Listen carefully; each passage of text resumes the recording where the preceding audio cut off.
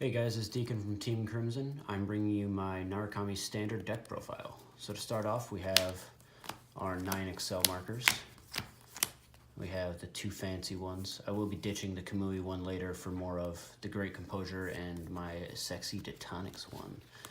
But I have 9 because I play 9 grade 3s. Let me get into our grade 3 lineup.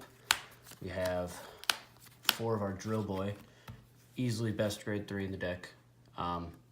His skill is Auto Vanguard Circle once per turn when it attacks a Vanguard, Counterblast 1, and choose a rearguard my opponent's front row and bind it.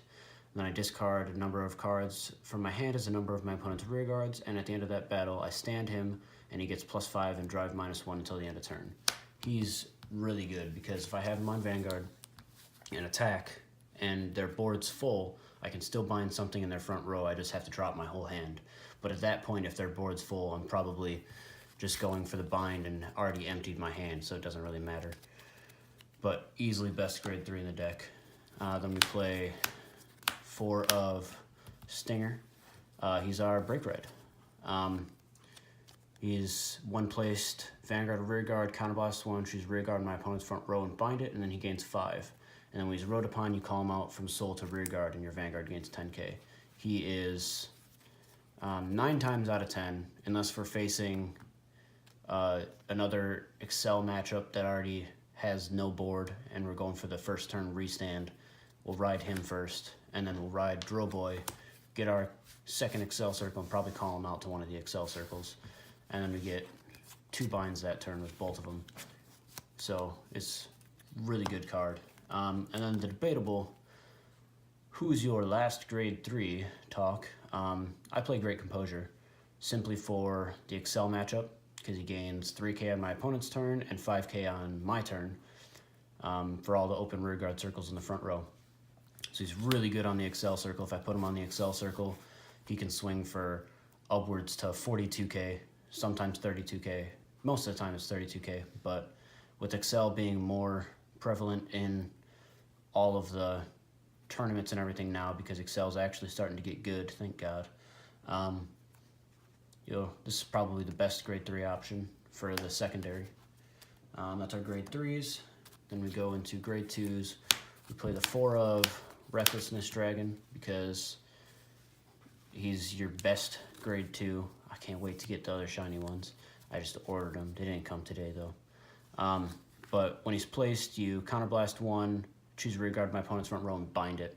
And then when he attacks a Vanguard, if your opponent's front row is 1 or less, he gains +3. So he's a 12k, can hit Excel. But that bind is for Vanguard and Rearguard, so he's our main wanna-ride target. Then we play 4 of Thunderstorm Dragoon, because he's almost all the time an automatic 14k, can hit Force Vanguard. So he just makes numbers, that's why he's in there for now. And his art's beautiful. He's in there as a 4 of just because of the numbers. Like to have the numbers because going up against Force sucks if you don't have numbers. And we play the 3 of Death Scythe because you usually only get his skill off once, twice if you're lucky. But when he's called, Soul Blast 2, choose a Rearguard my opponent's front row, bind it, and gains +3. And then if he attacks a Vanguard and your opponent does not have a Rearguard in the front row, same column as this unit, he gains 5. So when he's on the Excel circle, if you're going first, he's an automatic 24k, and 27 if you already bound something. But he's just really good. Going on to our grade 1s, and the staple of the deck, this deck is amazing because of him, is Rising Phoenix, just because you have him in the drop zone, you bind something, it's a free call. It's a free 11k call, basically. He's the most busted, best grade 1 ever, and he's a free guard. So if your opponent's attacking, you're like, oh, just make it a 1 to pass, but now next turn I could just bring out my Phoenix. He's my favorite grade 1. Then we play 4 Lizard Soldier Riki, because when he's called, you can Soul Blast 1, get +3. And if you want, you can switch your opponent's back row to the front or front row to the back if you want to have the no rear guards in the front row. But he's just he's the opportunity maker. He makes big plays sometimes. I 11k booster or gets you more binds. And then we play only 3 Demolition Dragon because I had to make room for my other grade 1, which you guys can see is right here. Because he's our main grade 1 ride target, but if we go first, we don't really care about a grade 1 ride target. There's no rear guards in the front row. He gains +3 if he's on rear guard, and when he hits a Vanguard, if he's on Vanguard, I draw a card. So almost all the time, if I'm going first, or if I'm going second, I will ride him, and then if I have another one in hand, I'll call, just because this is a huge attack on grade 1, and they're not going to want to guard that, so you're going to get a free draw off of it.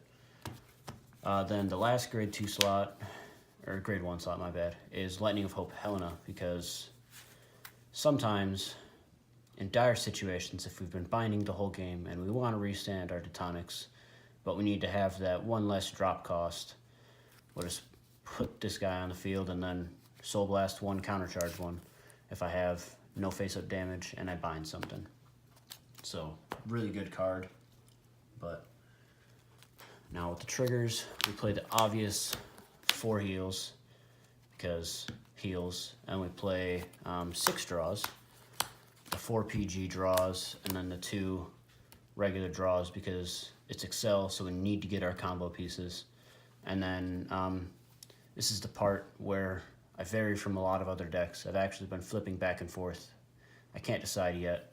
I run the 2 fronts, or 2 crits and 4 fronts, because I can't decide yet which one is better.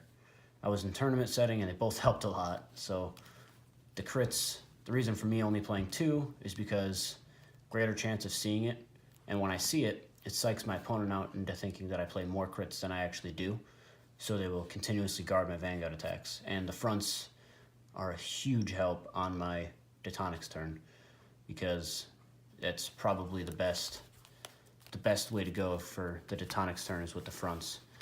But yeah, that's my triggers. And then I have, of course, Spark Dragoon as my starter. So that's that. Don't forget to like and subscribe, and I'll see you guys later.